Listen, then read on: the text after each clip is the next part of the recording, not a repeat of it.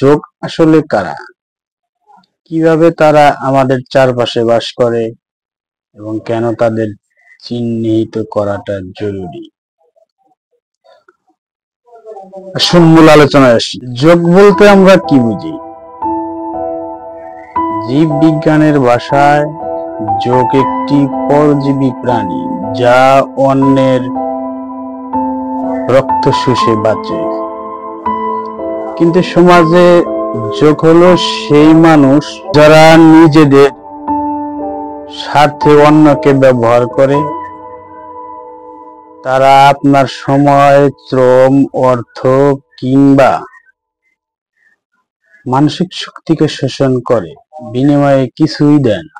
সমাজে রক্ত চোষাদের ধরন অর্থনৈতিক যোগ, যারা অন্যের দরিদ্র বা নির্ভরতাকে ব্যবহার করে মুনাফা করে, যেমন মহাজন, সুদের কারবারি, অসাধু ব্যবসায়ী।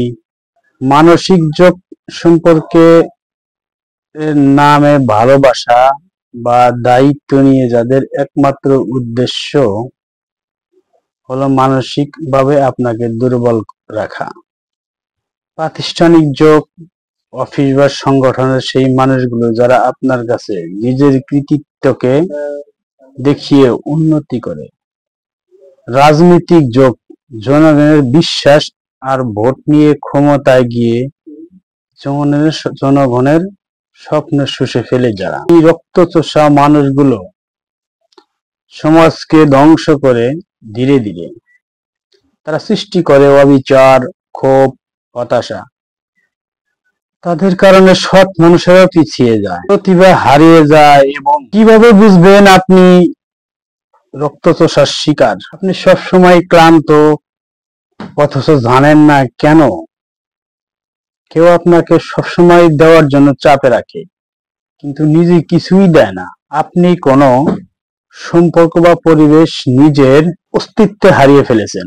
শেষ কথা, এই সমাজে আমরা সবাই কোনো না কোনো ভাবে রক্তচোষাদের মুখোমুখি হই। প্রথম ধাপ হলো তাদের চেনা। আজ আমরা সেই চেনার যাত্রা শুরু করলাম। পরবর্তী পর্বে আমরা জানবো রক্তচোষাদের মুখোশ নিয়ে, তারা কিভাবে আমাদের সামনে ভদ্রবেশে থাকে। এই ছিল রক্তচোষা যোগ এর প্রথম পর্ব। আপনার চারপাশে রক্তচোষা কেউ আছে কি?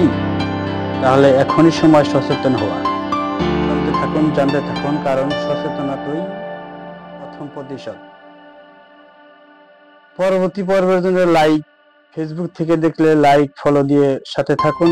ইউটিউব থেকে দেখলে সাবস্ক্রাইব করে বেল বাটন চাপ দিয়ে রাখুন। পরবর্তী পর্ব ইনশাআল্লাহ পেয়ে যাবেন। ধন্যবাদ।